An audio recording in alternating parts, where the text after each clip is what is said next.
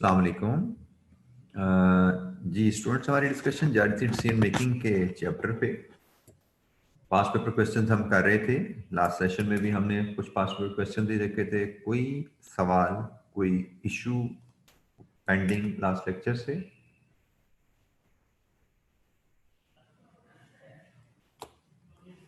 आखिरी असाइनमेंट जो आपको गालिबन क्वेश्चन नंबर 13 दी गई थी, क्वेश्चन नंबर 13 हमने डिस्कस किया था और you are suppose to attempt it at home. कोई इशू?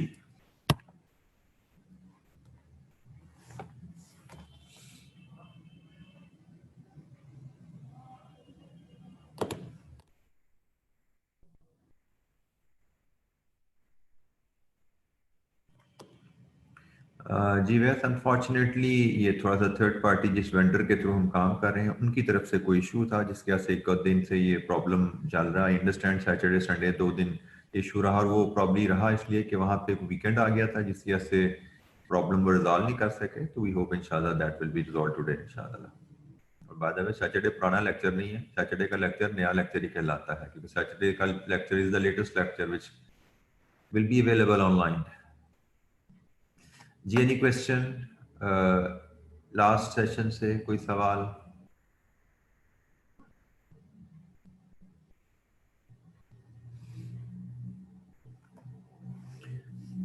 अच्छा जी, एक मजीद क्वेश्चन देखते हैं। दो क्वेश्चन हमारे पास एजेंडे में भी हैं जो हम देखेंगे पास्ट पेपर के before moving to the next chapter. इनमें पहला सवाल है जी, क्वेश्चन नंबर 15 आपके सामने आ रहा है। It is cricket chemicals limited.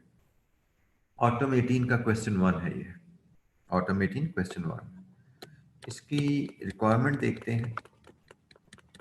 Requirement A, prepare wise budgeted income statement for the year ending 31st August 2019 under marginal costing। ये तो मार्जिनल कॉस्टिंग और बजटेड इनकम स्टेटमेंट का क्वेश्चन है। बिल्कुल ठीक है जी, बजटेड इनकम स्टेटमेंट और मार्जिनल कॉस्टिंग 14 मार्क्स। इसका पार्ट बी है, has received an offer from football company to purchase the entire factory during the this। चलिए पार्ट बी को हम बाद में देखते हैं, पर part A it is clear कि it has nothing to do with decision making. Requirement से पता लग रहा है ये budgeted income statement and marginal costing इसका सवाल है। पढ़ते हैं जी सवाल को, काफी देर हो गई है ये टॉपिक हमें पढ़े हुए। Let's have it revision, it's revision, फिर देखते हैं, बात करते हैं। और यहाँ पे प्रोसेस 1 प्रोसेस 2 का जिक्र आ गया, से ये भी लग गया पता कि प्रोसेस कॉस्टिंग भी कहीं आने वाली है इसमें। Cricket Chemicals Limited is a manufacturing concern and has two production processes. Process 1 produces two joint products, X1, X2. Incidental to production of the joint products, it produces a byproduct known as Z. X1 is further processed in process 2 and converted into X1 plus. X1, X2,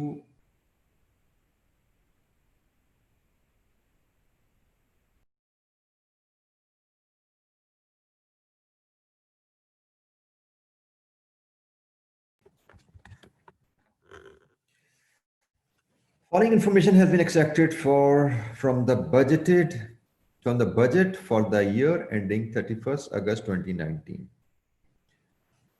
31 अगस्त 2019 का जो budget है उससे कुछ extract हमें दिया जा रहा है। Process wise budgeted cost, process 1 process 2 की मटेरियल एंड कन्वर्जन कॉस्ट क्या है रुपीस में, और ये क्वांटिटी भी मटेरियल की अवेलेबल है। Expected output ratio from process 1 and budgeted selling price. Process 1 से एक्सपेक्टेड रेशियो क्या है, x1 x2 z की, और सेलिंग प्राइस क्या है, x2 बिकता है, z बिकता है, लेकिन x1 बिकता नहीं है, x1 प्लस में कन्वर्ट होके फिर बिकता है, तो ये सेल प्राइसेस भी आ गई। प्रोसेस 1 से आउटपुट क्या निकलेगी 3 प्रोडक्ट्स की, और जो फाइनल 3 प्रोडक्ट्स बेच रहे हैं उनकी रेशियो क्या होगी, वो भी आ गया जी हमारे पास। Additional information.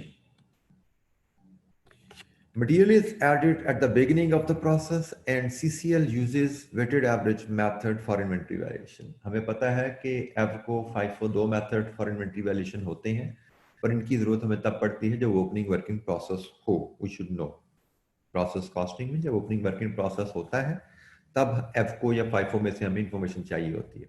Let's move forward. Joint costs are allocated on the basis of NRV of joint product at split off. We are familiar with this system, joint product की allocation, NRV at split off basis पे. Proceeds from sale of byproduct are treated as reduction in joint cost. ये भी system हमें पता है। Byproducts की treatment, proceeds की treatment के 3 मेथड होते हैं, जिनमें से एक रिकमेंडेड मेथड यही होता है, तो उसने वो हमें बता दिया। Joint product X2 is sold after incurring a packing cost of 75. X1 तो उसने बताया ना, वो तो प्रोसेस 2 में जाती है और X1 प्लस 1 के बिकती है। X2 पे भी पैकिंग का खर्चा लगता है, फिर X2 बिकती है। Normal production loss in process 1 is estimated at 5% of the input, which occurs at the beginning of the process. Beginning of the process आपका लॉस आ जाता है। Loss of each litre results in solid waste, litre से KG में convert होता है और फिर 10 रुपए पर केजी बिकता है। No loss occurs during process 2, process 2 में कोई लॉस नहीं आता। Budgeted conversion cost of process 1 and process 2 include fixed factory overhead. Conversion cost यहाँ पे मैं दी हुई है ना उसके ऊपर, यहाँ पे ये कन्वर्जन कॉस्ट है दोनों की, इसकी बात कर रहे हैं जी। इनमें फिक्स्ड फैक्ट्री ओवरहेड शामिल है। 7.261 प्रोसेस 1 के हैं, 3.820 प्रोसेस 2 के हैं। ये जी हमारा सारा डाटा आ गया। और रिक्वायरमेंट एक बार फिर पढ़ लीजिए क्या है। Product wise budgeted income statement under marginal costing. अच्छा, सवाल एक बार फिर देख लीजिए ताकि हम इसका फॉर्मेट बनाएं और उसके मुताबिक फिर इसको हल करना शुरू करें। रीड द क्वेश्चन अगेन, फिर हम इस पर डिस्कशन स्टार्ट करते हैं।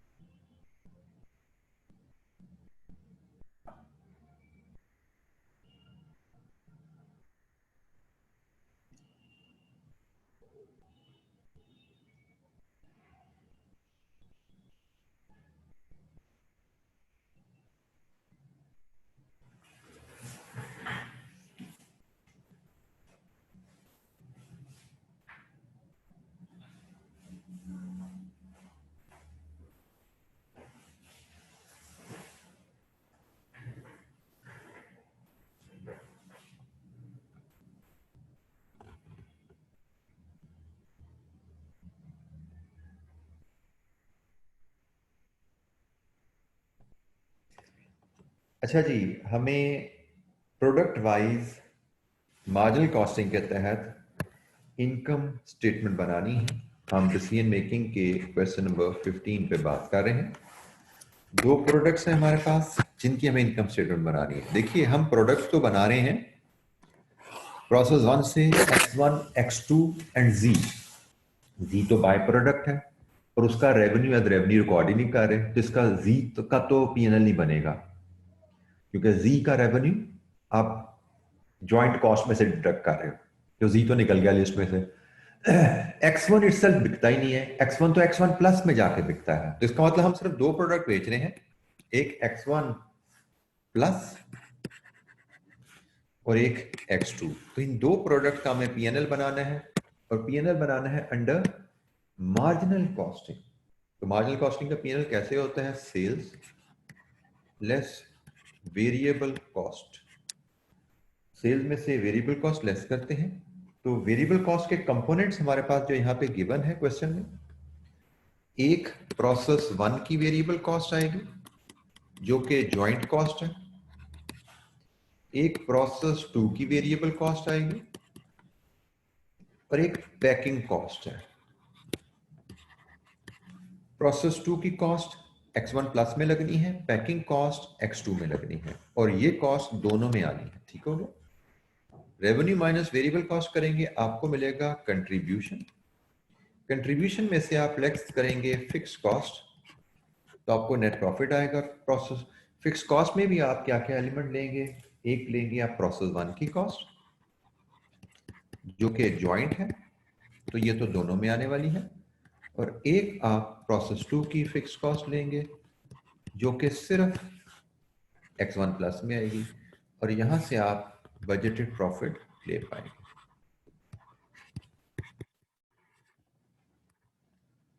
लीजिए जी, ये है हमारा कंप्लीट फॉर्मेट मार्जिनल कॉस्टिंग के तहत पीएनएल बनाने का। मार्जिनल कॉस्टिंग के तहत पीएनएल बनाने के लिए this is the complete format. अच्छा जी, इसमें अब हम वैल्यूज पॉपुलेट करना शुरू करते हैं। रेवेन्यू चाहिए, तो रेवेन्यू क्या होता है जी? सेल्स क्या होती हैं जी? Units into price, units into price. तो प्राइस जो है वो तो हमें गिवन है, X1 प्लस की ये है जी, और X2 की ये है। 768 एंड 532, 768 532, ये तो क्वेश्चन में अवेलेबल है। अब बात रहेगी वॉल्यूम की, तो वॉल्यूम हम वर्किंग वन से निकाल लेते हैं, वर्किंग वन से निकाल लेते हैं। वॉल्यूम के लिए आप तवज्जो कीजिएगा, उसने कहा प्रोसेस 1 की रेशियो ये है आउटपुट की, प्रोसेस 1 का नॉर्मल लॉस क्या है, और प्रोसेस 1 की इनपुट क्या है। तो प्रोसेस 1 की इनपुट आ गई, नॉर्मल लॉस आ गया, आउटपुट की रेशियो आ गई, और चूंकि नॉर्मल लॉस के अलावा एक्चुअल लॉस का कोई जिक्र नहीं है, तो हम अज्यूम करेंगे शायद अब नॉर्मल लॉस यहाँ पे 0 है, तो टोटल लॉस ही आपका ये अज्यूम किया जाएगा in the absence of any other information. ठीक हो गया। तो प्रोसेस 1 की से आप इन प्रोडक्ट्स X1 X2 और Z का ब्रेकअप ले लोगे, और उसने में फर्दर कहा प्रोसेस 2 में कोई लॉस ही नहीं होता, इसका मतलब जितना X1 निकलेगा उतना ही X1 प्लस भी बन जाएगा। ठीक होगा। तो वॉल्यूम की तरफ सबसे पहले हम वर्किंग वन बनाते हैं, जिसमें हम इनपुट देखते हैं। प्रोसेस 1 में क्या डली? 5 लाख लीटर, और फिर इसका हम हिसाब बनाते हैं। सबसे पहले इसमें से नॉर्मल लॉस निकलेगा, जो कि 25% होगा, सॉरी 5% होगा 5 लाख का,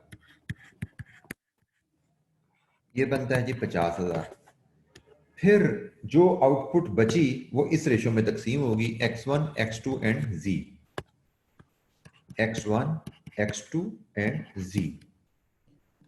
रेशियो हमें जो बताई गई है X1 X2 Z की, कि जो आउटपुट बची है 475,000, एक्सपेक्टेड आउटपुट आपकी इनपुट माइनस नॉर्मल लॉस, उसका 55%, उसका 40%, उसका 5%, ये जी आपकी फिगर्स आएंगी। जनाब बोलिए X1 कितना बनेगा आपका? X1 आपका कितना बनेगा?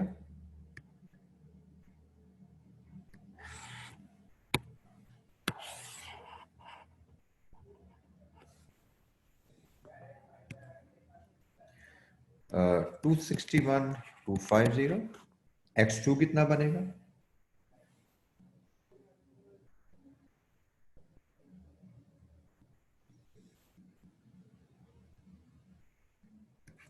190,000, और Z कितना बनेगा?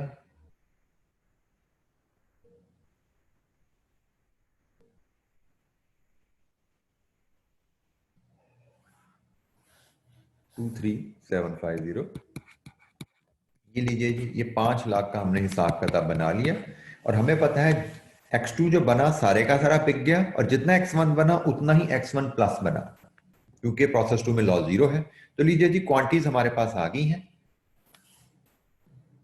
In the absence of any information closing inventory हम अज्यूम करते हैं जो बना सारा बिका। तो 261, 250 और 190,000। जनाब यहां से आप रेवेन्यू ले सकते हैं, फिगर्स क्यों काफी बड़ी होने वाली हैं, तो रुपीज इन मिलियन में ले लीजिएगा जी। रेवेन्यू X1 प्लस का कितना है?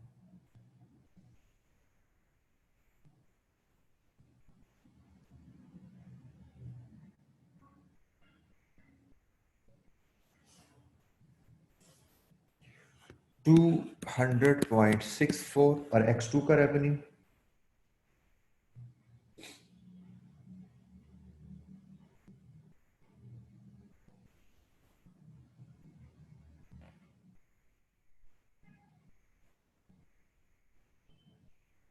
101.08। अच्छा जी, तो जो कीजिएगा ज्वाइंट कॉस्ट का तो हिसाब जरा थोड़ा सा वर्किंग बनानी पड़ेगी, उस पर तो हम बाद में बात करेंगे ज्वाइंट कॉस्ट पे। लेकिन पैकिंग कॉस्ट हमारे लिए बड़ी आसान है। पैकिंग कॉस्ट सिर्फ X2 की लग रही है 190,000 लीटर पे, और वो 75 रुपीज पर लीटर है। ये क्वेश्चन में हमें उसने बताया हुआ है कि X2 पैकिंग के बाद बिकता है, तो packing cost is the variable cost. So लगाइए X2 की वेरिएबल कॉस्ट कितनी बनती है पैकिंग की, मिलियन में बोलिएगा, 14.25। फिर प्रोसेस 2 की कॉस्ट का हिसाब भी बड़ा आसान है। प्रोसेस 2 की हमें टोटल कॉस्ट पता है, ये प्रोसेस 2 की टोटल कॉस्ट है, और इसका फिर ब्रेकअप उसने दिया हुआ 19.1 मिलियन टोटल कॉस्ट है। इसमें से इसकी फिक्स कॉस्ट 3.82 है। 19.1 टोटल कॉस्ट और उसकी फिक्स कॉस्ट 3.82 है। तो जनाब वेरिएबल कितनी बची, 19.1 माइनस 3.82। ये प्रोसेस 2 जो कि X1 प्लस के लिए परफॉर्म हो रहा है, उसकी वेरिएबल कॉस्ट आ गई। कितनी आएगी वेरिएबल कॉस्ट,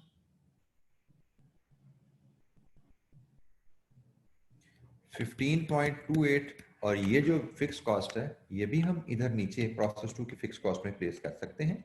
हमें यहाँ पे प्रोसेस 2 की फिक्स कॉस्ट भी तो चाहिए। लीजिए, तो जो फिगर्स आसानी से अवेलेबल थी मैंने सारी डाल दी हैं। अब हमारा काम रह क्या गया है, तो वजह से देखिएगा काम क्या रह गया हमारा। हमारा काम रह गया है ज्वाइंट कॉस्ट लेना पहली स्टेज पे। पहली स्टेज पे हम लाएंगे, चले मैं आपको डायग्रामेटिकली बता दूं।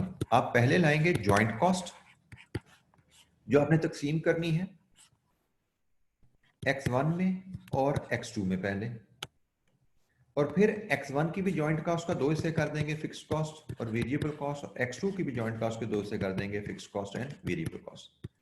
तो ये 4 वैल्यू जब आपकी आएंगी तो आपका सवाल कंप्लीट हो जाएगा। आप यहाँ पे देख सकते हैं आपकी यही 4 वैल्यूज, 1 2 3 4, ये 4 वैल्यूज रहती हैं तो आपका सवाल कंप्लीट हो जाता है। ठीक हो गया। तो इट इज इंपॉर्टेंट कि यू प्लान फर्स्ट, आप पहले प्लान कीजिए सवाल को, फिर आगे चलिए। कोई सवाल, कोई चीज समझ नहीं आई पूछिए। इजी फिगर्स हम डाल चुके हैं, अब फाइनल हमने ज्वाइंट कॉस्ट पे जाना है।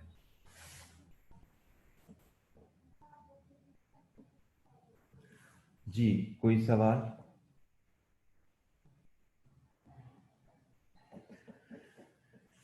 अच्छा जी, ज्वाइंट कॉस्ट, सबसे पहले हमें तो ज्वाइंट कॉस्ट की फिगर चाहिए जो हमें तकसीम करनी है दोनों प्रोडक्ट्स के दरमियान। तो उसके लिए हम पहले लेते हैं joint cost incurred. Joint cost incurred जो कि प्रोसेस 1 में हो रही है वो है क्या? तो भाई ज्वाइंट कॉस्ट जो इनकर हो रही है प्रोसेस 1 में, वो ये गिवन है यहाँ। ये ज्वाइंट कॉस्ट प्रोसेस 1 की है जो इनकर हो रही है 98.75 प्लस 72.61। ये ज्वाइंट कॉस्ट है। रुपीज इन मिलियन में बात करें कितना सम आ रहा है जी, 171.36। This is the joint cost which is being incurred in process 1। क्या ये सारी कॉस्ट X1 X2 में तकसीम होनी है? Answer is no. इसमें से 2 वैल्यूज लेस होंगी, एक scrap value of normal loss, अगर प्रोसेस अकाउंट आपको याद है यकीनन होना चाहिए, और एक sale value of by product. ये 2 चीजें इसमें से लेस होंगी, तो फिर आपको मिलेगी cost, joint cost to be apportioned amongst X1 and X2। ठीक हो गया जी। तो scrap value of normal loss, normal loss था 25,000 लीटर, उसने कहा 0.7 kg बनता है 1 लीटर का, ये टोटल केजीज बन गए, और ये बिकता है ₹10 के हिसाब से। मिलियंस में बताइएगा कितने मिलियंस का बिका नॉर्मल लॉस स्क्रैप में, नॉर्मल लॉस स्क्रैप में कितने का बिका?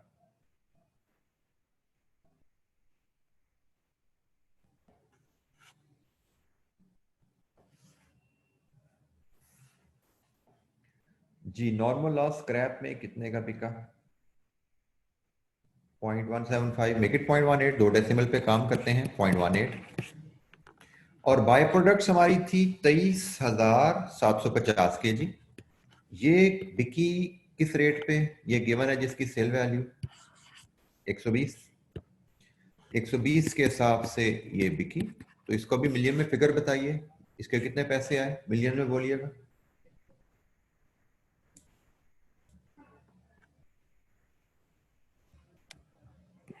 2.85। लीजिए जॉइंट कॉस्ट x1 x2 की कितनी बनी, जो कि हमें तकसीम करनी है x1 x2 में।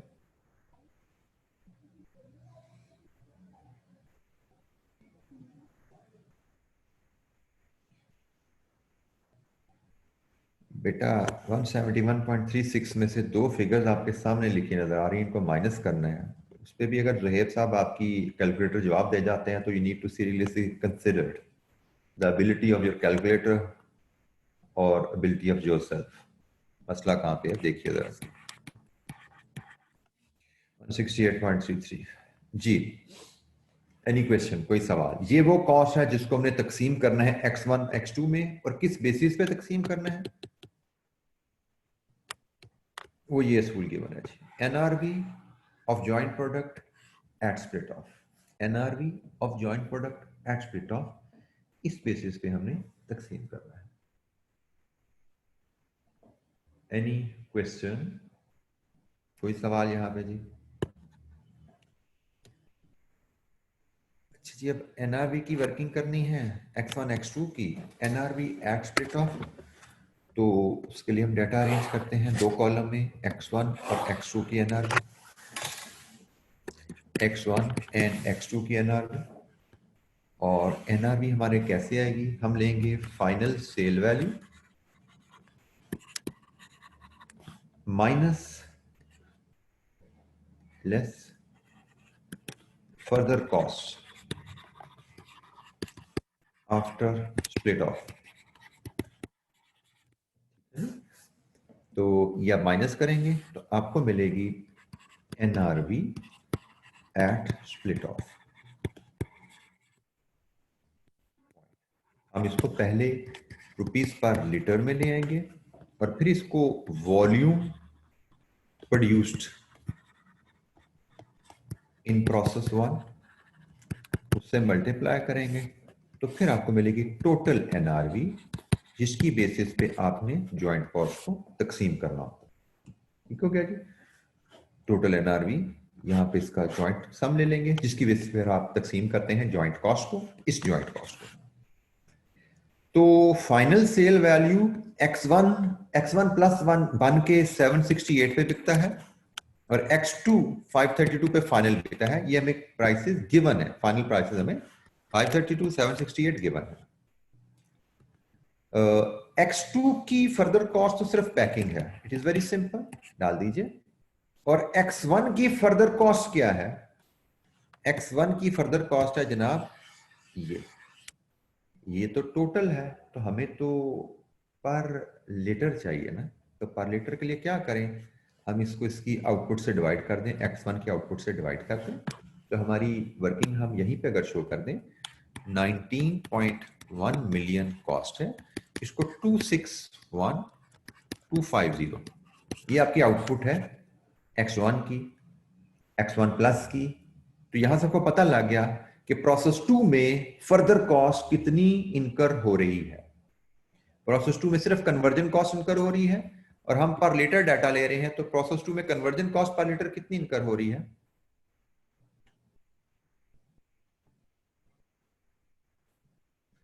ये रुपीस पर लीटर का डाटा हम मैनेज कर रहे हैं, प्राइस भी रुपीस पर लीटर है 73.11। लीजिए यहां से आप एनआरवी पर लीटर ले सकते हैं, माइनस कीजिए जी। x1 की एनआरवी क्या आ रही है?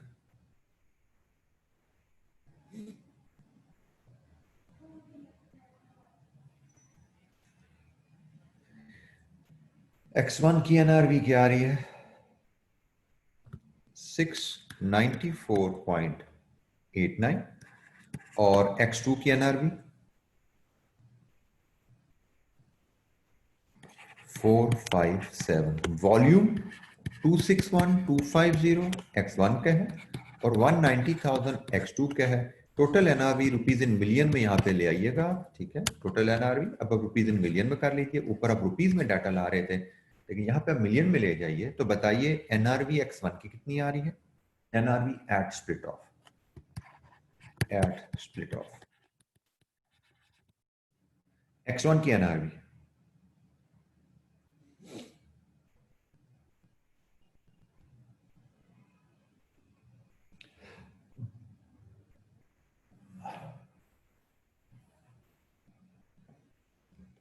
जी भाई, मल्टीप्लाई कीजिए, पर लीटर डाटा है, रुपीस पर लीटर को लीटर से मल्टीप्लाई कीजिए और मिलियंस में फिगर बताइए।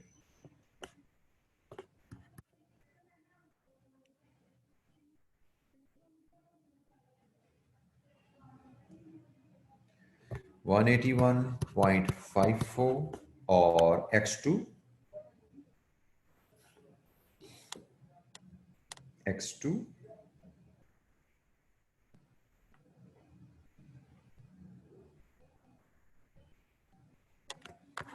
86.83 एंड द टोटल, क्योंकि हमने रेशो बनानी है तो हमें इनका टोटल भी चाहिए, 268.37 ये जी ज्वाइंट कॉस्ट आ गई है, ये ज्वाइंट कॉस्ट आ गई है, और ये ज्वाइंट कॉस्ट को जिस रेशो में तकसीम करना है ये वो रेशो आ गई है जी। Any question? तो हम इसी के नीचे वर्कआउट कर लेते हैं share of joint cost. Joint cost भी हमारे पास है, रेशियो भी हमारे पास है, तो शेयर की वर्किंग में अगर यहीं पे करूं तो जैसे एस x1 का शेयर होगा 181.54 डिवाइड विथ 268.37 मल्टीप्लाइड विथ 168.33, ये x1 का शेयर है, और x2 का शेयर होगा 86.33 डिवाइड विथ 268.37 इंटू 168.33। जी बताइए x1 का शेयर क्या आया इस ज्वाइंट कॉस्ट में?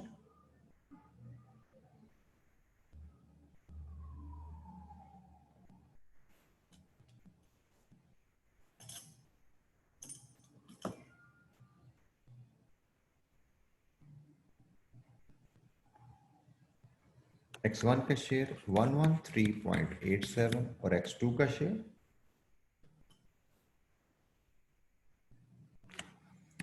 54.46। अब तवज्जो कीजिएगा, मैंने आपको जो फ्लो समझाया था कि हमने कैसे आंसर तक पहुंचना है, उसमें मैंने ज्वाइंट कॉस्ट भी निकाल ली है और उसको x1 और x2 में ब्रेक भी कर लिया। अब हमें x1 और x2 की कॉस्ट को फर्दर ब्रेक करना है फिक्स्ड कॉस्ट और वेरिएबल कॉस्ट में। तो उसके लिए हम क्या करेंगे, हम इसमें से लेस कर देंगे फिक्स्ड कॉस्ट दोनों की, तो हमें मिल जाएगी दोनों की वेरिएबल कॉस्ट। ठीक है, हमें दोनों की टोटल वेरिएबल कॉस्ट का पोर्शन मिल जाएगा, और ये फिक्स कॉस्ट का पोर्शन और यही वेरिएबल कॉस्ट का पोर्शन, यही हमारी रिक्वायर्ड इंफॉर्मेशन है जो कि हमने पीएनएल में फीड कर दी। अच्छा जी, टोटल कॉस्ट प्रोसेस 1 की क्या है वो हमें पता है, ये प्रोसेस 1 की टोटल कॉस्ट है ना, और इस कॉस्ट में फिक्स्ड कॉस्ट कितनी है ये भी हमें पता है। एग्रीड? तो भाई जिस रेशो में टोटल कॉस्ट तकसीम हुई है उसी रेशो में फिक्स्ड कॉस्ट तकसीम होगी ना। तो 181.54 डिवाइड विद 268.37 इंटू 7.261, ये x1 का शेयर 86.33 डिवाइड विद 268.37 इंटू 7.261, ये जी आपका फिक्स्ड कॉस्ट जो टोटल इसमें शामिल है वो ये है, उसको हमने इसी रेशो में तकसीम कर लिया जिस रेशो में टोटल कॉस्ट तकसीम हुई थी। तो x1 का फिक्स कॉस्ट में हिस्सा कितना है, x2 का हिस्सा कितना है, ये लेस कर देंगे टोटल ज्वाइंट कॉस्ट में से, तो फिक्स्ड कॉस्ट और वेरिएबल कॉस्ट अलग-अलग होगी। तो फिक्स्ड कॉस्ट कितनी आई जी x1 की 7.261 में x1 का हिस्सा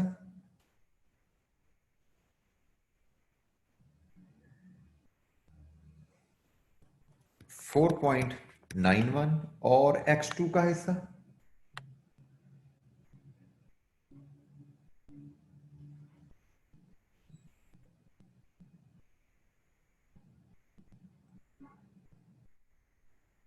उसी एनआरबी के रेशियो में फिक्स्ड कॉस्ट को हम तकसीम कर रहे हैं। तो x2 का हिस्सा कितना है जी? 2 डेसिमल तक बताइएगा। 2.35 होना चाहिए, क्योंकि 7.26 को हम तकसीम कर रहे हैं तो ये 6 सम पूरा होना चाहिए। मुझे 2 जवाब मिले हैं, 3.4 मिला, 3.3 मिला, 3.5 मुझे किसी ने नहीं दिया, पता नहीं क्यों। आंसर तो 3.5 होना चाहिए था मेरे हिसाब से। एम आई राइट? तो बेटा 349 को हम 3.5 भी लिख सकते हैं, 3.3 तो बिल्कुल नहीं लिख सकते, और 3.4 लिखना भी गलत है।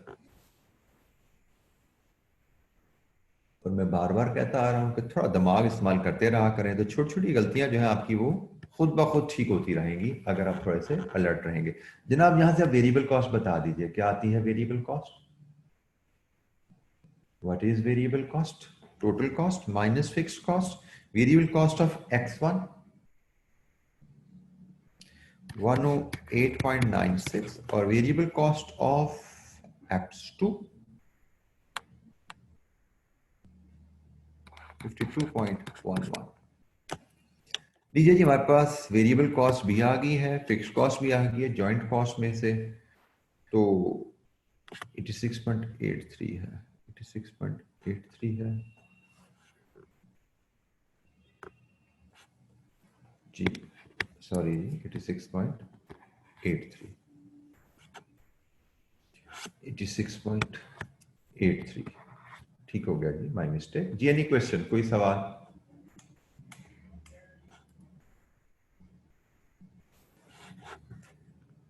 अच्छा जी, अब ये डाटा हम फीड करते हैं वेरिएबल कॉस्ट और फिक्स्ड कॉस्ट का डाटा पीएनएल में।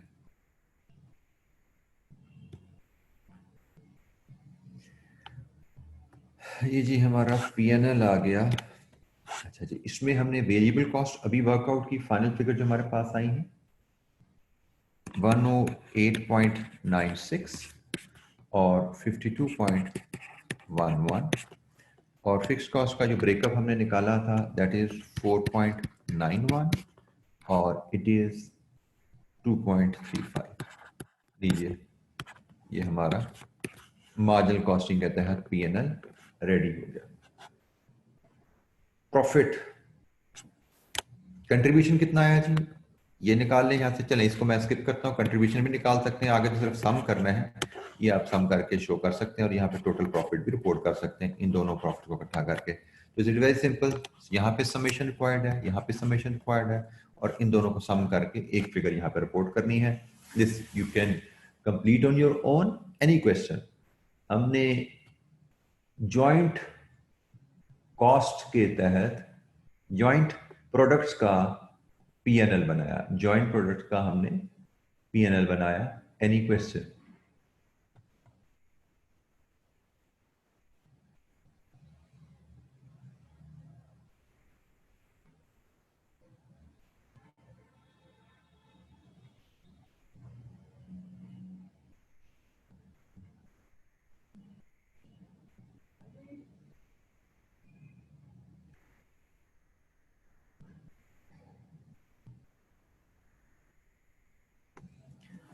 अच्छा जी, अब इसका हम पार्ट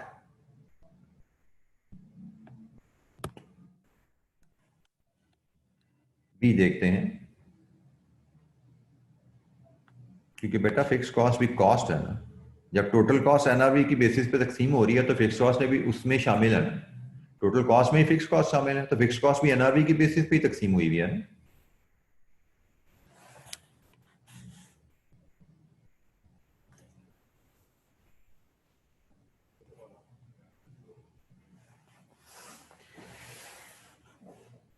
अच्छा जी, पार्ट बी, पार्ट बी के लिए आप क्वेश्चन पे अगर हमारे रिक्वायरमेंट्स की देखें तो पार्ट बी में वो क्या कह रहा है कि CCL has recently received an offer from Football Industries Limited to purchase the entire expected output of X1 during the year at 670 per liter. X1 की आउटपुट खरीदने पे तैयार है वो, मतलब X1 हम क्या कर रहे हैं, अभी हम X1 को X1 प्लस बना के बेच रहे हैं, वो कहते हैं X1 ही मुझे बेच दें. It is estimated that if process 2 is not carried out, जारी बात है प्रोसेस 2 हमारा बंद हो गया, प्रोसेस 2 तो था ही सिर्फ X1 को X1 प्लस बनाने के लिए. It is not carried out, fixed costs associated with it would be reduced by 2.5 million. Advise whether FL offer may be accepted. अच्छा जी, इसका आंसर कैसे निकलेगा? हमसे क्वेश्चन पूछा जा रहा है कि भाई हम जो फर्दर प्रोसेसिंग कर रहे हैं इसको क्या हम बंद कर दें? हम फर्दर प्रोसेसिंग को अगर बंद करते हैं तो हमारा लॉस ऑफ रेवेन्यू आएगा, क्योंकि we will be able to sell less. 768 की बजाय 670 का हम बेचेंगे, हम ये लॉस ऑफ रेवेन्यू आएगा हमारा 261 250 लीटर पे. ऐसे ही है जी, हम फर्दर प्रोसेस करके इतने पे बेच रहे हैं, हम इतने पे बेचेंगे, ये लॉस ऑफ रेवेन्यू होगा, इसको रुपीज इन मिलियन में हम लेते हैं, ये लॉस है, इसको मैं कॉस्ट लेता हूं. और इसका फायदा क्या होगा अगर हम फर्दर प्रोसेस नहीं करते? सेविंग या बेनिफिट क्या है? तो सेविंग और बेनिफिट है, एक वेरिएबल कॉस्ट हमारी बच जाएगी और एक हमारी फिक्स कॉस्ट बच जाएगी. ये दो कॉस्ट हमारी बच जाएंगी. फिक्स कॉस्ट कितनी बचेगी उसने बताया है कि भाई प्रोसेस 2 बंद करोगे 2.5 मिलियन की फिक्स कॉस्ट अवॉइडेबल है, ये बचेगी. और वेरिएबल कॉस्ट कितनी बचेगी? 261 250. वेरिएबल कॉस्ट कितनी बचेगी ये तो हमारे पास रेडीली अवेलेबल है, मुझे रिकैलकुलेट करने की जरूरत है, पीएनएल में अवेलेबल है मेरे पास. प्रोसेस 2 की वेरिएबल कॉस्ट किधर है जी? ये प्रोसेस 2 की वेरिएबल कॉस्ट है, it will be saved 15.28. Process 2 की वेरिएबल कॉस्ट सारी की सारी बच जाएगी 15.28. फिक्स कॉस्ट 2.5 बचेगी और लॉस ऑफ रेवेन्यू कितना है ये आप मुझे कैलकुलेट करके बता दीजिए. हमारा लॉस ऑफ रेवेन्यू कितना होगा रुपीज इन मिलियन में, यहां से बता दीजिए. और उसके बाद हम फैसला करेंगे नेट लॉस है हमारा या सेविंग है. 25.6 मिलियन लॉस ऑफ रेवेन्यू है, तो नेट हमें लॉस नजर आ रहा है. कितना लॉस है जी? नेट लॉस आ रहा है कितना? 7.82 मिलियन का लॉस है. अगर हम फर्दर प्रोसेसिंग को रोकते हैं तो 7.82 का लॉस है. इसका मतलब continue further processing, continue further processing, क्योंकि फर्दर प्रोसेसिंग रोकने में हमें नुकसान आ रहा है. ये बेसिकली इसका जो पार्ट बी था ये डिसीजन मेकिंग से रिलेटेड था, इसलिए इस क्वेश्चन को हमने प्रोसेस कॉस्टिंग के चैप्टर में नहीं रखा. सिर्फ इस पार्ट बी जो 2 नंबर का है इसकी वजह से इस क्वेश्चन को हमने यहाँ पे प्लेस कर दिया ताकि हमारी जरा रिवीजन भी हो जाएगी प्रोसेस कॉस्टिंग की. और ये जो कॉन्सेप्ट था ना जॉइंट प्रोडक्ट्स का प्रोडक्ट वाइज पीएनएल बनाना, ये जब हम प्रोसेस कॉस्टिंग कर रहे थे तो वहां पे मैंने को बताया था कि एग्जामिनर का कुछ फेवरेट कॉन्सेप्ट में से एक है. एग्जामिनर इस एरिया पे काफी फ्रीक्वेंटली हमें क्वेश्चन देता रहता है. तो ये एक आप कह लीजिए कि important aspect of process costing, उसकी रिवीजन भी हमारी होगी है. और साथ ही हमने फर्दर प्रोसेसिंग से रिलेटेड एक जो क्वेश्चन था उसको भी डील किया. कोई सवाल?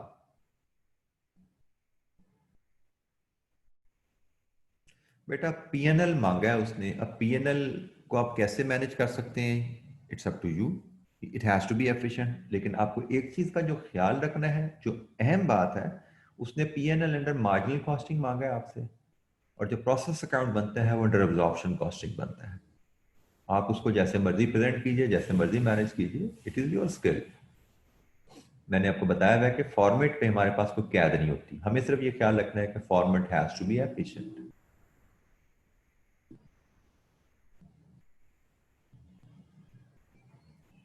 जी एनी क्वेश्चन, कोई सवाल?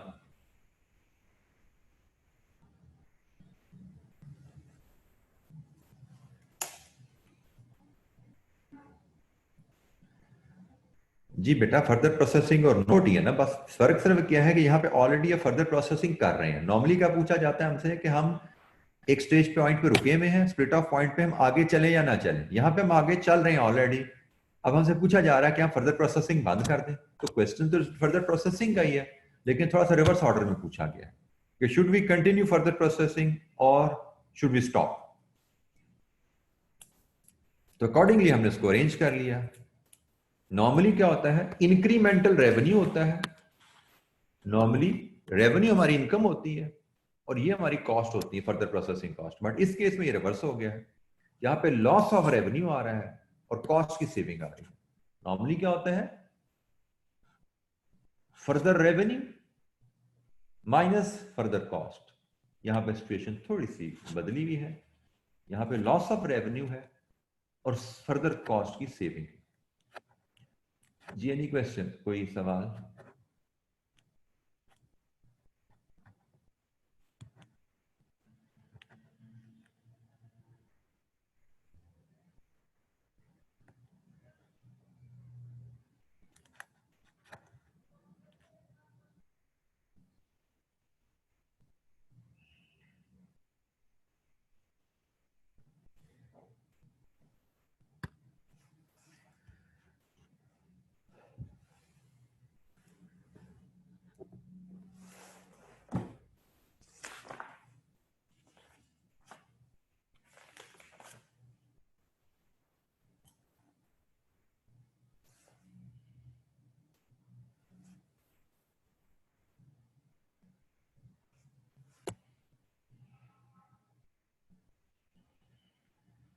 अच्छा जी, एक लास्ट क्वेश्चन इस चैप्टर पे, उसके बाद नेक्स्ट क्वेश्चन चैप्टर मूव करेंगे, that is chapter question number 25। Chapter number question number 25 is on page 503, cappuccino limited autumn 19 का क्वेश्चन 7 है। इस क्वेश्चन के दो पार्ट्स हैं हमारे पास। पार्ट ए डिस्कसिव नेचर क्या है, 5 मार्क्स का, ये आपकी रीडिंग असाइनमेंट है। इसमें इन्वेंटरी कंट्रोल प्रोसीजर क्या है और स्टॉक वैल्यूएशन में जब प्राइसेस फ्लक्चुएट कर रही हो तो क्या वैल्यूएशन सिस्टम यूज करना चाहिए 5 FOABCO में से। तो ये आपकी रीडिंग असाइनमेंट है, इसको पढ़ लीजिएगा, जरूर पढ़िएगा, ताकि आपकी रिवीजन हो जाएगी इस एरिया की। थोड़ी सी एग्जाम में आंसर कैसे प्रेजेंट करना है वो नजर से गुजर जाएगा। इसमें कोई ऐसी बात नहीं जो हमने कवर नहीं की भी, अल्हम्दुलिल्लाह हम सब कुछ कवर कर चुके हैं इन्वेंट्री के चैप्टर में और वैल्यूएशन के चैप्टर में। अच्छा जी, पार्ट बी पे हम बात करते हैं। पार्ट बी की रिक्वायरमेंट सबसे पहले देखते हैं। Part B 1, advise CL whether it should sell damaged units of each product with or without further processing। Again further processing का क्वेश्चन है ये, बट 12 मार्क्स। पीछे भी फर्दर प्रोसेसिंग था, सिर्फ 2 नंबर की वर्किंग थी। यहां पे भी फर्दर प्रोसेसिंग है, लेकिन 12 मार्क का क्वेश्चन है। ठीक है जी, फर्दर प्रोसेसिंग के बगैर या विदाउट और विद फर्दर प्रोसेसिंग बेचें हम डैमेज प्रोडक्ट्स को। लेट्स रीड द क्वेश्चन, फिर बात करते हैं इसके आंसर्स के प्लान के ऊपर। Cappuccino Limited, incorporated in January 18, is engaged in manufacturing and marketing of two types of product, S1 and S2. Due to strict quality standards at CL, the ratio of damaged goods is high. Damaged units of S1 can only be identified at 100% completion, whereas damaged units of S2 can be identified at 60% completion. Damaged units of S1 and S2 can be sold at 80 and 50% of market price respectively. So, damaged units की कहानी उसने हमें सारी सुना दी। क्या है, S1 100% completion पे निकलता है, S2 60% पे निकल आता है, और प्राइस उनकी क्या है, फाइनल सेल वैल्यू के 80 and 50। आगे चलते हैं। CL's production department believes that damaged units can be sold at full market price. Damaged units, damage बेचोगे कितने का बिकेगा वो ये है, लेकिन फुल प्राइस पे भी बेच सकते हैं। कैसे?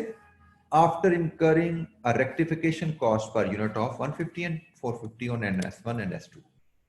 रेक्टिफिकेशन कॉस्ट इनकर करें तो आप फुल प्राइस पे भी बेच सकते हैं। ठीक हो गया। और हमसे सवाल क्या पूछा गया है कि भाई क्या हमें प्रोसेस करके इनको ठीक करके बेचना है, फर्दर प्रोसेस करके ठीक करके फुल प्राइस पे बेचें, या हम करंटली जो प्राइस चल रही है उस पर बेच दें। अच्छा जी, अब यहाँ पे तो जो कीजिएगा, ये उसने कुछ एडिशनल इन्फॉर्मेशन दी है। Following information has been extracted from CL's latest record.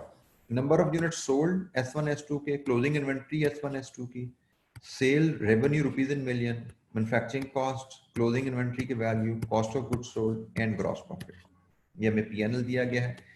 And the further information उसने बताया है, closing inventory includes, closing inventory ये जो गिवन है इंक्लूड्स S1 S2 के डैमेज यूनिट्स जो कि 15,000 S1 के हैं, 22,500 S2 के, इसमें 15,000, इसमें 22,500 डैमेज यूनिट्स भी शामिल है। Fixed cost are incurred at the beginning of the period. Fixed cost, ये मैन्युफैक्चरिंग कॉस्ट में यकीन फिक्स्ड और वेरिएबल दोनों शामिल हैं। उसने कहा जी fixed cost beginning of the period हो जाते हैं और variable cost throughout the manufacturing process, मतलब इवनली इनकर होती हैं। इसकी क्या एप्लीकेशन है आगे चल के इसकी बात करेंगे। Cost of goods manufactured. Cost of goods manufactured include 80%, 80 million, which is allocated on the basis of units produced. इसमें 80 मिलियन की फिक्स्ड कॉस्ट शामिल है जो कि तकसीम हुई भी है इन दोनों में। किस बेसिस पे? यूनिट्स प्रोड्यूस की बेसिस पे। और selling expenses during the period was 1% of sales. 1% of sales ये आपका एक सेलिंग एक्सपेंसेस भी है जो इनकर होने हैं। पीएनएल में तो नहीं है क्योंकि पीएनएल सिर्फ ग्रॉस प्रॉफिट तक गया है, शायद नीचे ऑपरेटिंग प्रॉफिट, ऑपरेटिंग कॉस्ट में ये लेस होने हैं। अच्छा जी, सवाल आपके सामने है, अब हमें इसकी प्लानिंग करनी है। It's a straight forward further processing का क्वेश्चन है। फर्दर प्रोसेसिंग क्वेश्चन में हम कंपेयर क्या करते हैं? हम कंपेयर करते हैं incremental revenue with the incremental cost. दो प्रोडक्ट्स हमारे पास हैं S1 S2, इन दोनों का इंक्रीमेंटल रेवेन्यू लेंगे और इंक्रीमेंटल कॉस्ट लेंगे। इंक्रीमेंटल रेवेन्यू कैसे आता है?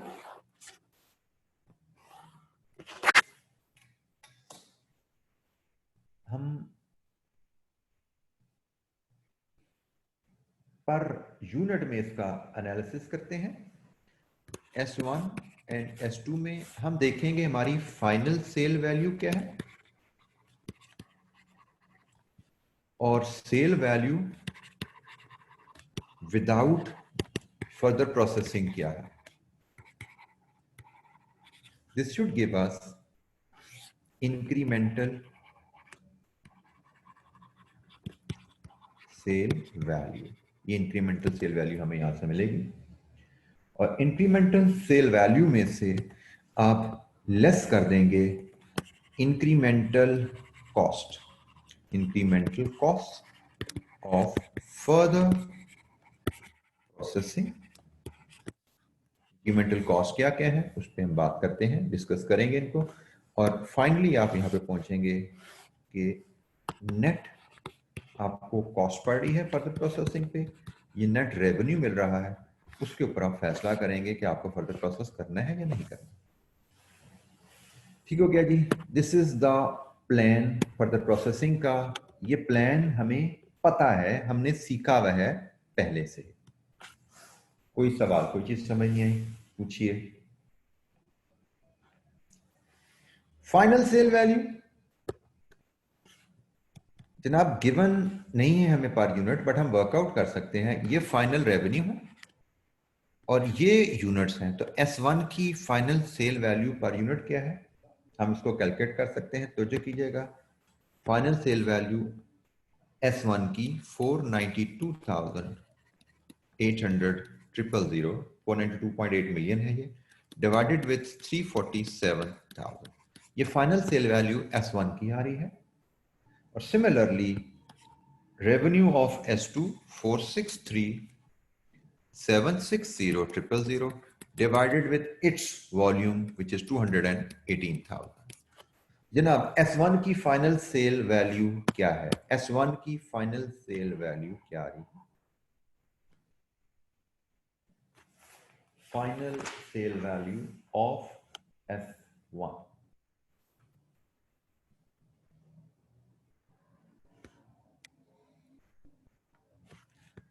जी, यहां से बताइए फाइनल सेल वैल्यू 1420.17 और इसी तरह S2 की final sale value per unit data है तो 2 डेसिमल पे भी लिख सकते हैं, थाउजेंड में रेट जा रहा है तो डेसिमल ना भी लगाएं तो कोई हर्ज नहीं है, दोनों एक्चुअल प्रैक्टिस है। यूजुअली जब रेट आपका अप टू 10 रुपीज तक आ रहा हो, 10 टेंस में आ रहा हो, तो हम 2 डेसिमल तक लगाना आप समझे मैंडेटरी हो जाएगा। लेकिन जब हंड्रेड्स में या थाउजेंड में चले जाए तो 2 डेसिमल ना भी लगाएं तो फर्क नहीं पड़ता। जी S2 की क्या आ रही है जी फाइनल सेल वैल्यू?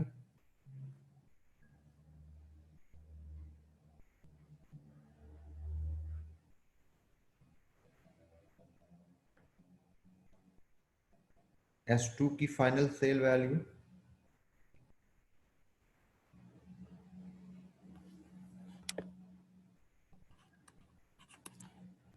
2127.34। अच्छा जी, sale value without further processing, sorry मैंने लिखने में विद लिख दिया था, विद फर्दर प्रोसेसिंग तो ये है sale value without further processing. वो उसने कहा जी हमें गिवन है यहाँ पे 80% S1 की होगी, 50% S2 की होगी, तो 1420.17 का 80% और 2127.34 का 50%। ये जी sale value without further processing. तो क्या बनी जी sale value without further processing? S1 की 1136.14 और S2 की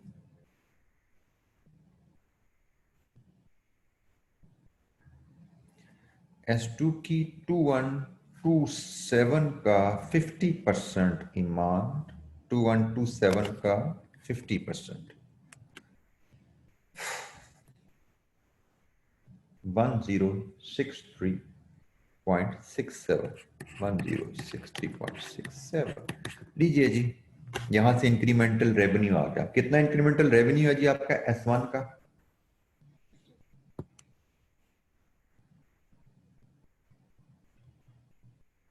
incremental revenue of S1, final sale value minus sale value without further processing, 284.03 और S2 का incremental revenue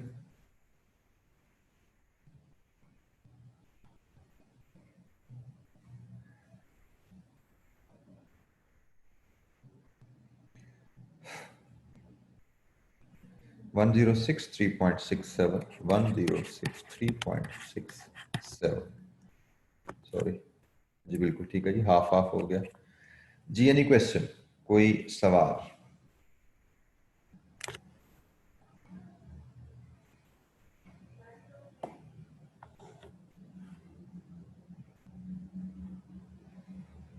जी कोई सवाल? बेटा वैल्यूज कैलकुलेट करने के मल्टीपल वेज हो सकते हैं, इसमें कोई दूसरी राय नहीं है। प्रेजेंटेशन डिफरेंट अंदाज से की जा सकती है। आप डायरेक्टली इसका 20% ले लीजिए, डायरेक्टली इसका 50% ले लीजिए, इंटू 20 इंटू सॉरी हाँ इंटू 20 कर लीजिए, इंटू 8 यहाँ पे 50 कर लीजिए, तो डायरेक्ट इंक्रीमेंटल रेवेन्यू आपका ये फिगर डायरेक्ट भी आ सकती है। बट हमें ये इन वैल्यूज की जरूरत पड़नी है आगे चल के, इसलिए मैंने इन वैल्यूज को यहाँ पे कैलकुलेट किया, प्रेजेंटेशन में इसको लेके आया। ये सवाल पढ़ते हुए हमें देखना चाहिए।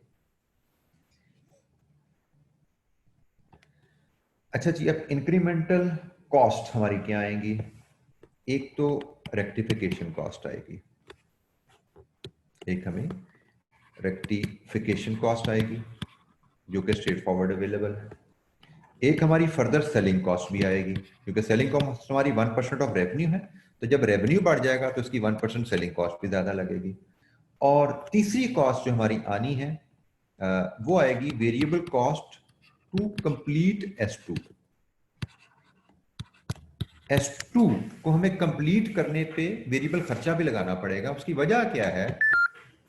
क्योंकि अगर आप नॉर्मल रूटीन में चल रहे हैं तो इंस्पेक्शन पे जब लॉस आ जाता है तो लॉस आने के बाद उस प्रोडक्ट को आप कंप्लीट नहीं करते। तो इसका मतलब अगर आप फर्दर प्रोसेसिंग नहीं कर रहे तो आपका S2 60% पे ही रह जाएगा।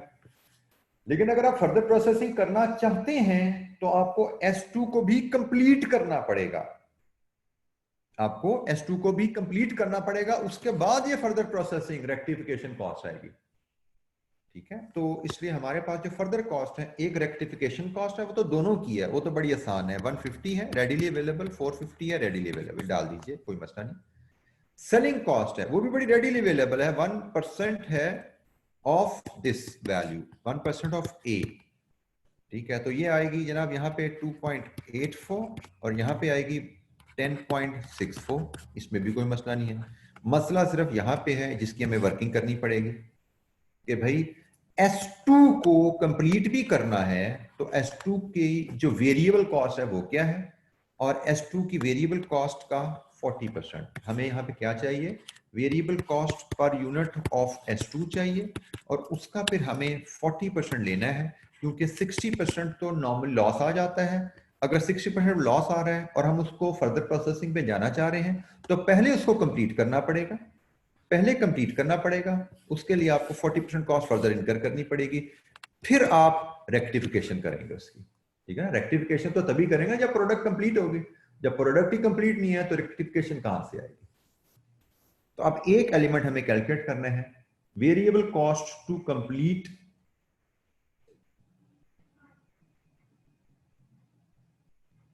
S2 जी। एनी क्वेश्चन, कोई सवाल, यहां तक कोई चीज समझ नहीं आई, पूछना चाहते हैं पूछिए।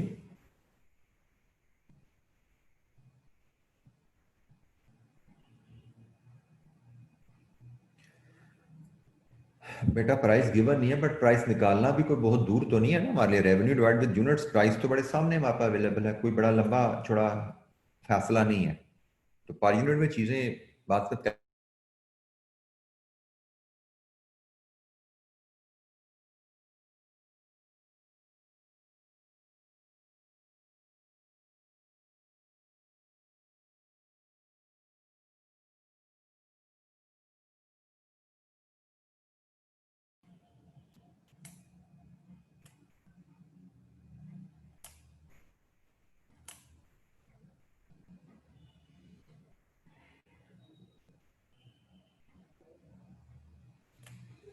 अच्छा जी, वेरिएबल कॉस्ट कैसे आएगी, तो उसका मामला बड़ा सिंपल है।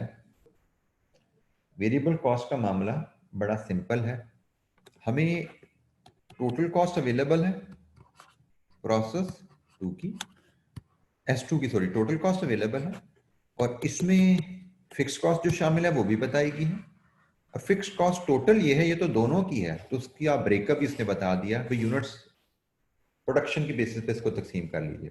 तो हमें, मुझे फॉर्मेट क्या नजर आ रहा है कि मैं टोटल मैन्युफैक्चरिंग कॉस्ट या प्रोडक्शन कॉस्ट कह लीजिए ऑफ S2 लूंगा, इसमें से लेस करूंगा शेयर ऑफ फिक्स कॉस्ट,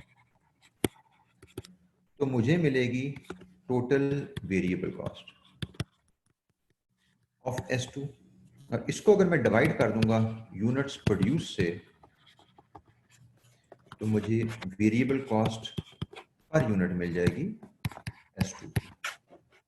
यही वेरिएबल कॉस्ट पर यूनिट मैंने यहां पे यूज करनी है, 40% पे ये वो वैल्यू आ जाएगी जो मुझे ऊपर अपने चाहिए एनालिसिस के लिए। अच्छा जी, टोटल कॉस्ट हमें क्वेश्चन में गिवन है रुपीज इन थाउजेंड में 349 370। Total manufacturing cost rupees in thousand में हमें गिवन है 349 370। फिक्स्ड कॉस्ट तकसीम होनी है शेयर ऑफ यूनिट्स प्रोड्यूस्ड में, तो यूनिट्स प्रोड्यूस्ड कितने हैं वो हमें गिवन तो नहीं है, लेकिन यूनिट सोल्ड अवेलेबल है, क्लोजिंग स्टॉक अवेलेबल है, ओपनिंग स्टॉक अवेलेबल नहीं है, तो in the absence of information will assume opening stock is zero. If opening stock is zero, तो यूनिट प्रोड्यूस क्या होते हैं, sold plus closing stock. Question में हमें इंफॉर्मेशन नहीं है ओपनिंग स्टॉक पे, तो हम अज्यूम करेंगे ओपनिंग स्टॉक जीरो है, तो उसके मुताबिक यूनिट्स प्रोड्यूस्ड हमारे क्या होंगे, इसकी वर्किंग बनेगी हमारी, वो होंगे जी units sold plus closing stock is equal to units produced. तवज्जो से काम देखिएगा, यहाँ पे एक ट्रिक आनी है छोटी सी, जो हमें एग्जामिनर ने यहाँ पे टेस्ट की भी है। S1 S2. Units sold 347,000, 218,000. Closing stock 47,000 and 34,000. इसका मतलब units produced 394,000 and 252,000. टोटल कितना बना? क्योंकि हमने रेशियो लेनी है तो इट इज 646,000. ये जी हमारे पास यूनिट्स प्रोड्यूस की रेशियो आ गई. तो फिक्स कॉस्ट जो 80 मिलियन है, हम रुपीज इन थाउजेंड में चल रहे हैं, तो फिक्स कॉस्ट को हमने तकसीम करना है. हमने S2 का शेयर निकालना है. तो S2 का शेयर है 252 ओवर 646. 252 ओवर 646 इंटू 80,000, क्योंकि रुपीज इन थाउजेंड में चल रहे हैं तो 80 मिलियन रुपीज इन थाउजेंड में ऐसे आएंगे. तो जनाब कितना बड़ा शेयर इसका बताइए जरा. S2 का share in fix cost in the ratio of units produced 31207. ये लेस कर दीजिए तो आपको टोटल वेरिएबल कॉस्ट आ गई. टोटल वेरिएबल कॉस्ट कितनी आ रही है जी S2 की?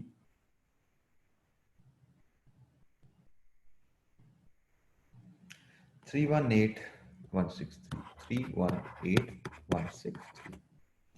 अच्छा जी, अब यहाँ पे जरा तवज्जो कीजिएगा. अब आपको यहाँ पे यूनिट्स प्रोड्यूस चाहिए दोबारा. कहने को तो हम कह सकते हैं कि भाई यूनिट्स प्रोड्यूस ये 352 हमने लिए हुए हैं, 252,000 यही काफी है. लेकिन भाई ये 252,000 जो आपने लिए हुए हैं ये फिक्स्ड कॉस्ट के हिसाब से लिए हैं, क्योंकि फिक्स्ड कॉस्ट प्रोसेस के शुरू में ऐड होती है. तो प्रोसेस के शुरू में आपके जो यूनिट्स इंट्रोड्यूस्ड हैं वो लिए जाएंगे.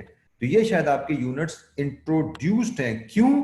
क्योंकि भाई ये जो 34,000 है ये कंप्लीट यूनिट्स तो इसमें नहीं है. इसमें 22,500 तो इसमें 22,500 तो डैमेज है, और जो डैमेज यूनिट्स होते हैं वो 60% उन पे वेरिएबल कॉस्ट लगती है. तो क्लोजिंग स्टॉक में आपके partially complete unit, damage unit जो S2 के हैं वो पार्शली कंप्लीट यूनिट्स हैं. और जब पार्शली कंप्लीट यूनिट्स आ जाएं तो इक्विवेलेंट यूनिट्स का कॉन्सेप्ट बनता है. तो आपकी इक्विवेलेंट यूनिट्स ऑफ आउटपुट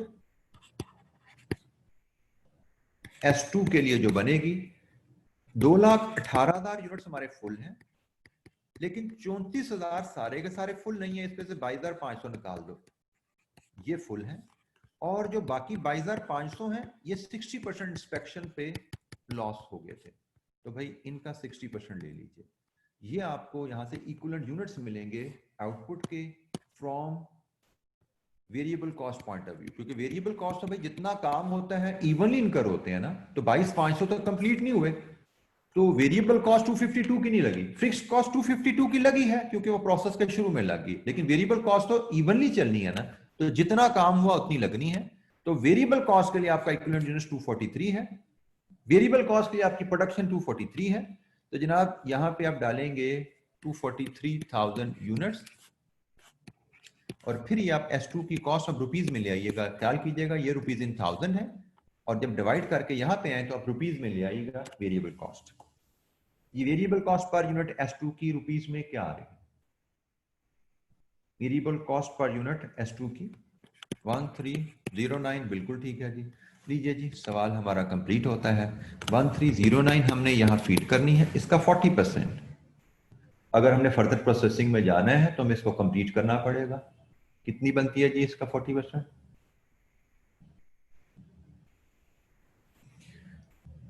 523.60. लीजिए जी, इसको हम यहाँ ट्रीट करेंगे 523.60. और अब हम देखेंगे कि भाई हमें नेट रेवेन्यू है या नेट कॉस्ट है. नेट रेवेन्यू आ रहा है जी यहाँ पे कितना आ रहा है? S1 का नेट रेवेन्यू 131.19. S2 का नेट रेवेन्यू 79.43. इसका मतलब both product should be processed further. Both S1 and S2 should be processed further.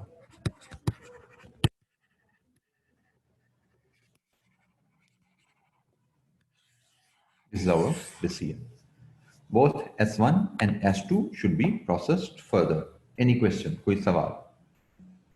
Concept वही है, incremental revenue minus incremental cost of processing further, incremental cost beyond split of. ठीक है जी। तो उसी concept के तहत हमने उसी असूल को यहां अप्लाई किया और ये सवाल हल किया। अच्छा जी, अगर आप में से कोई शहजादा ये सवाल हल करने से पहले इसके आंसर पे चला जाता तो दैट इज वेरी कंफ्यूजिंग। वहां पे एग्जामिनर ने उसको प्रेजेंटेशन बहुत ही लेबोरियस, मैं ये नहीं कहूंगा वो गलत है, but it is very laborious presentation. उसने विदाउट फर्दर प्रोसेसिंग का पीएनएल अलहदा बनाया हुआ S1 का, और विद फर्दर प्रोसेसिंग S1 का पीएनएल अलहदा है। इन दोनों का डिफरेंस देखोगे तो 131 ही है। ये वही वैल्यू जो हमने निकाली। विदाउट फर्दर प्रोसेस S2 में क्या कमा रहे हैं और विद फर्दर प्रोसेस S2 में क्या कमा रहे हैं, इन दोनों का डिफरेंस करो तो वही है जो हमने निकाला हुआ है। हमने भी तो 131 80 निकाला है, हमने 2 कॉलम में निकाला है, उसने 4 कॉलम में वर्किंग की हुई है। तो दिस इज इनएफिशिएंट वर्किंग। अगर आप खुद एफर्ट किए बगैर डायरेक्ट इस आंसर पे आ जाते तो आपने समझना था शायद ये कोई तरीका ही नहीं है, शायद ये सवाल इसी तरह ही होने वाला है। तो भाई जो आपको तरीके आपको नोट्स में एग्जाम्पल में सिखा दिए गए तरीके वही चलते हैं, उन्हीं तरीकों को जरा दिमाग अप्लाई करके हमने क्वेश्चंस पे जैसे भी सिनेरियो आएगा उस पर अप्लाई कर लेना है इंशाल्लाह। आंसर्स की प्रेजेंटेशन बात इनएफिशिएंट हो जाती है और अल्टरनेटिव मेथड पे चले जाते हैं, हमें उसमें नहीं जाना, हमें उसमें नहीं जाना। ठीक है, एनी क्वेश्चन, कोई सवाल?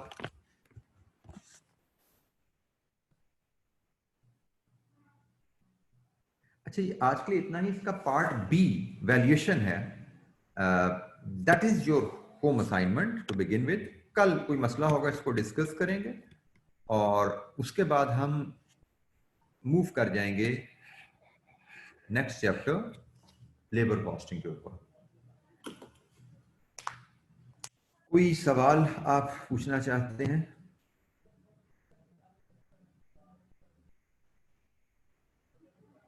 बेटा अलग अलग उसने किया, दैट इज इनएफिशिएंट प्रेजेंटेशन। हमने जो तरीका सीखा हुआ है incremental revenue minus incremental cost का, जो उसूल सीखा हमने वो उसूल अप्लाई किया, विच इज एफिशिएंट।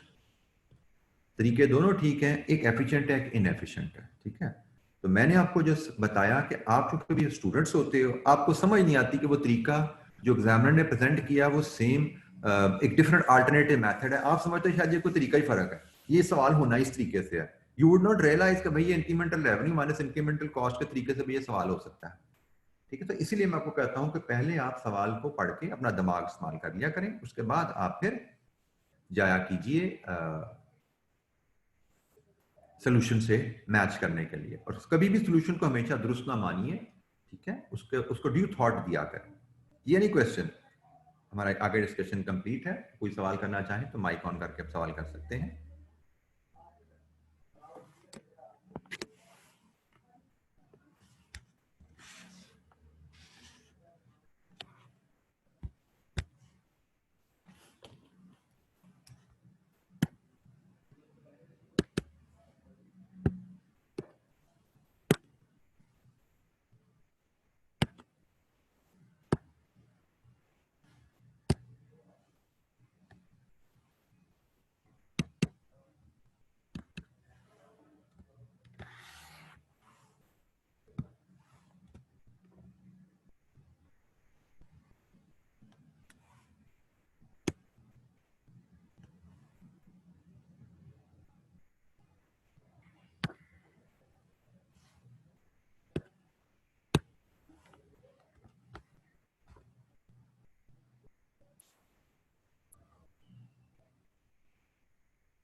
बेटा मैंने एक पहले भी किसी बच्चे ने सवाल पूछा था प्रोसेस अकाउंट से क्यों नहीं किया, तो प्रोसेस अकाउंट मैंने को बताया अब्जॉर्प्शन कॉस्टिंग पे बनता है, हमें मार्जिन कॉस्टिंग पे चाहिए था।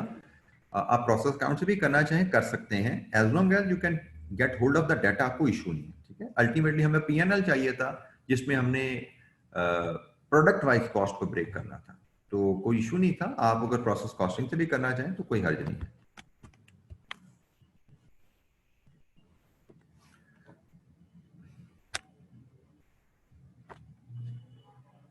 अच्छा जी, आज के लिए इतना ही, बाकी इंशाल्लाह कल मुलाकात होगी, कैरी करेंगे इस डिस्कशन को आगे इंशाल्लाह। पार्ट बी जैसे मैंने कहा होम असाइनमेंट है, देख लीजिएगा कल, लेकिन हम उसको डिस्कस भी कर लेंगे, कोई मसला होगा तो। अस्सलाम वालेकुम।